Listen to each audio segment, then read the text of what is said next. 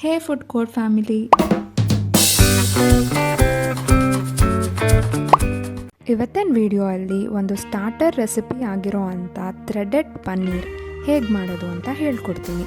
ಒಂದು ಬೌಲ್ಗೆ 2 tablespoon cornflour, 2 tablespoon maida, 3 teaspoon red chilli sauce, 1 teaspoon soya sauce, 1 teaspoon chilli powder, 1 teaspoon pepper powder, 1 teaspoon salt, 1 teaspoon ginger garlic paste ಇಷ್ಟು ಹಾಕಿ mix ಮಾಡ್ಕೊಳ್ಳೋಣ.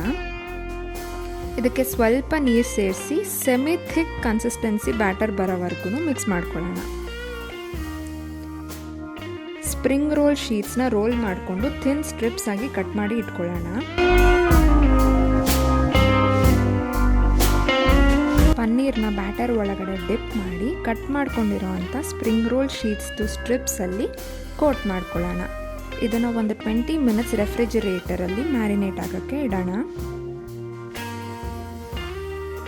ಇದನ್ನು ಕಾದಿರೋ ಎಣ್ಣೆಯಲ್ಲಿ deep fry ಮಾಡ್ಕೋಬೇಕು.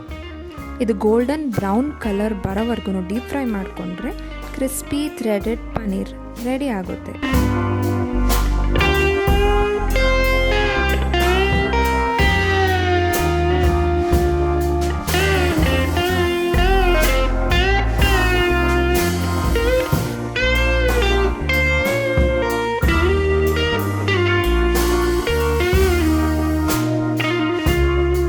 ಈ video ನಿಮಗೆ ಇಷ್ಟ ಆಗಿದ್ದರೆ ಲೈಕ್ ಮಾಡಿ, ಸಬ್ಸ್ಕ್ರೈಬ್ ಮಾಡಿ.